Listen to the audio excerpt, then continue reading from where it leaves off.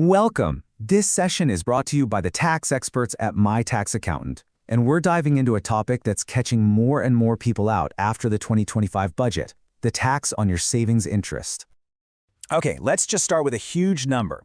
Following the recent 2025 budget, a staggering 3.5 million of us are projected to be pulled into higher tax bands. Now, that's not just a headline. For many people, it's going to mean a surprise tax bill on their hard-earned savings, maybe for the very first time. So, the big question is, how do you protect your savings from the tax man? Well, that's exactly what we're going to break down. We'll start by looking at this new savings tax trap. Then we'll get to grips with your personal savings allowance, see how it actually applies to you, uncover a little-known bonus, and share some pro tips to keep you on the right side of HMRC. Right. First things first, we need to understand the challenge we're actually facing. You see, a perfect storm has been brewing for savers, and the 2025 budget has really turned up the pressure, creating what a lot of people are now calling a new tax trap. Here's the squeeze. On the one hand, higher interest rates are fantastic, right? We're finally getting a decent return on our cash. But on the other hand, we've got this thing called fiscal drag. The government froze income tax thresholds in the 2025 budget. And what that means is, as our wages hopefully go up, more of us get pushed into higher tax bands. This is a huge problem because your tax-free savings allowance gets slashed just when you need it the most. But it's not all doom and gloom. There is a powerful shield designed to protect your interest from tax. It's called the Personal Savings Allowance, or PSA for short, and honestly, it is your absolute first line of defense. So here's how it works. If you're a basic rate taxpayer, the PSA lets you earn up to £1,000 in interest every single year, completely and totally tax-free. But, and this is a big but, if your income pushes you into the higher rate tax band, that allowance is immediately cut in half, down to just £500. And for anyone in the additional rate band, well, unfortunately, it just disappears completely. It drops straight to zero. Now, this table lays it all out for the 2025/26 tax year. The really crucial thing to get your head around here is that it's not just about your salary. It is your total taxable income that decides which of these three bands you're in. And, as we're about to see, that total includes the interest you earn itself. Okay, let's move on and bring this to life with some practical real-world examples. This is where the theory meets reality, and it's going to make everything crystal clear.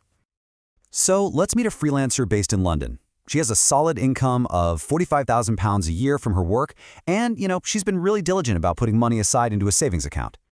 Her total income is well within the basic rate band, which means she gets the full £1,000 PSA. Now, she's earned £1,200 in interest. The first £1,000 of that is completely covered by her allowance, tax-free. That just leaves £200 of taxable interest. At the basic rate of 20%, her total tax bill on all that interest is a very manageable 40 quid. Simple. But that's not all. Here is where most people get tripped up. So stay with me, because this next point might actually surprise you. What happens if the interest you earn is the very thing that tips you over a tax threshold?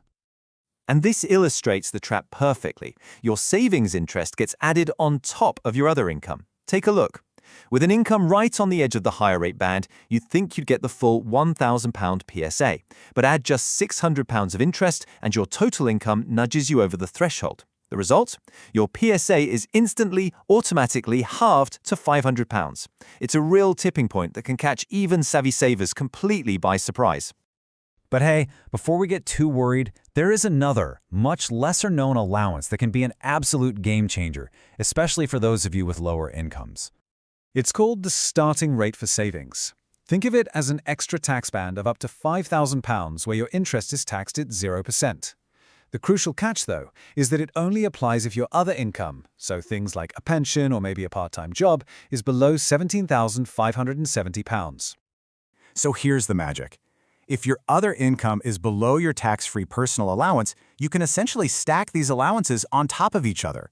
You could potentially have your £12,570 personal allowance, plus the £5,000 from the starting rate for savings, plus your £1,000 personal savings allowance, for a grand total of £18,570 of income, all of it completely tax-free.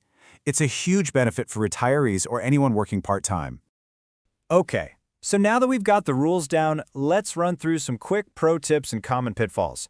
This is all about helping you make the most of your allowances and, of course, stay out of trouble.